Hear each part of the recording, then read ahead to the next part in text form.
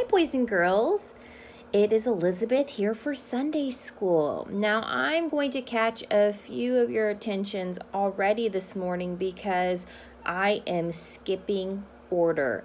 I have fast forwarded 2 stories, and I don't necessarily want to ignore these stories because they are a very important part of the beginning of Christianity.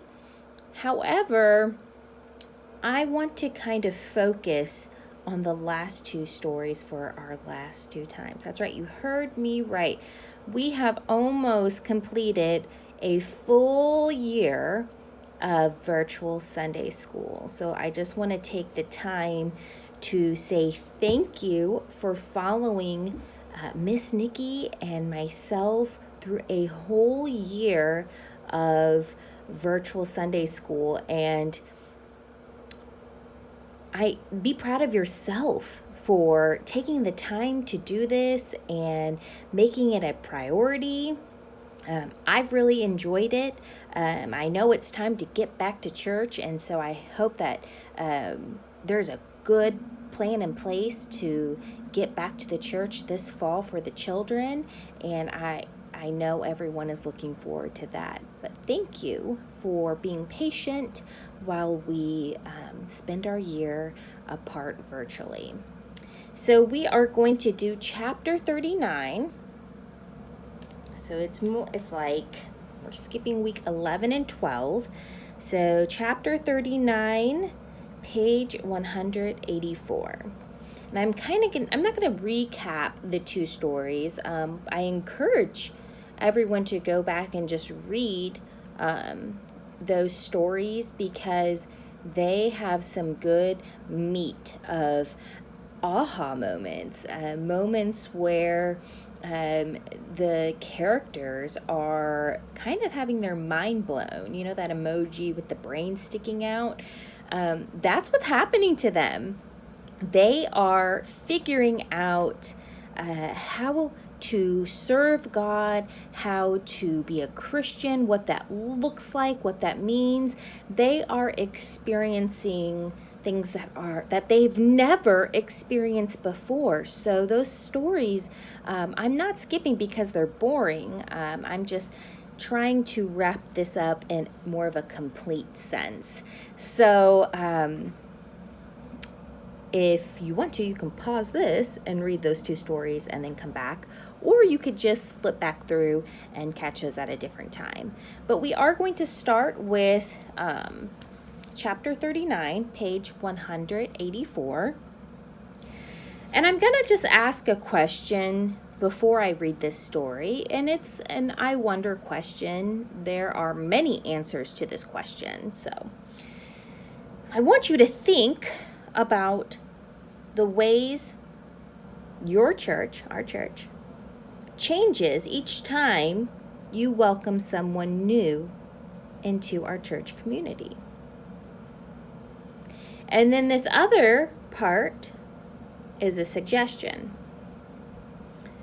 Consider writing a note to someone whose contributions to the church you appreciate. If you love sitting in worship and hearing the organ, you can write Miss Sherry a note.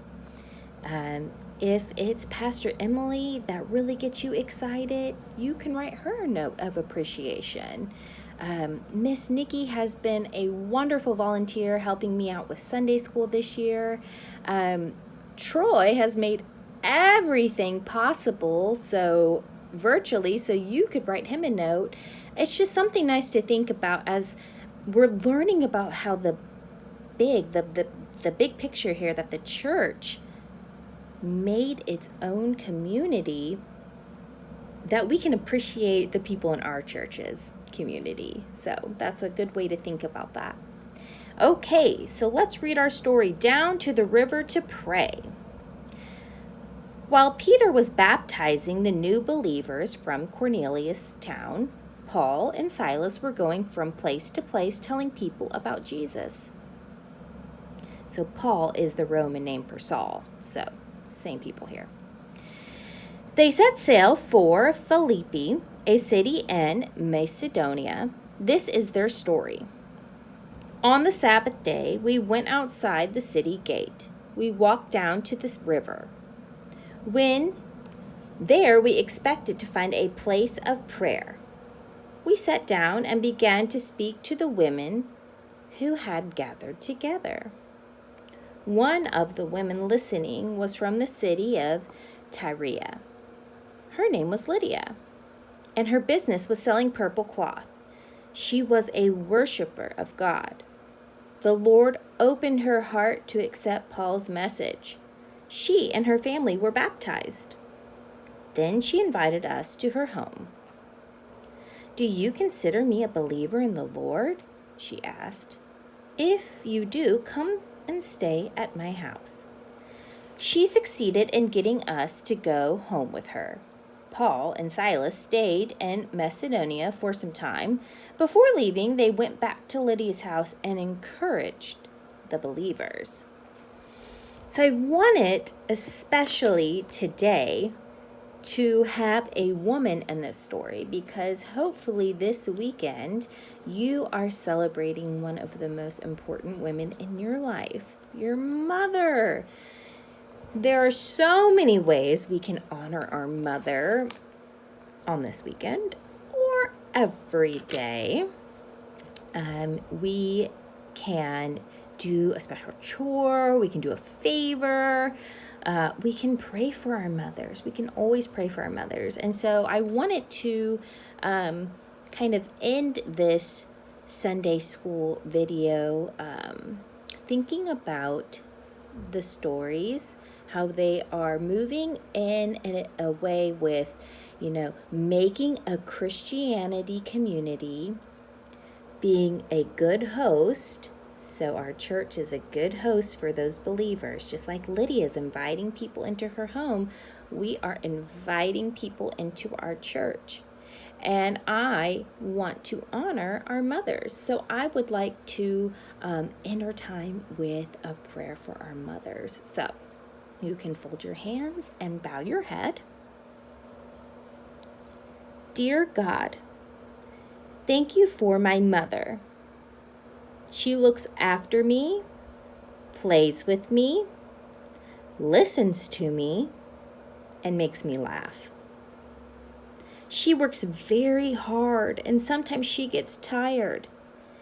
Please give her good sleep, help her at work, give her happy times, and lots of hugs and kisses. Amen. All right. Next time will be our final virtual Sunday school. So I look forward to kind of celebrating a year's end and finishing up a whole series with you. Have a great week.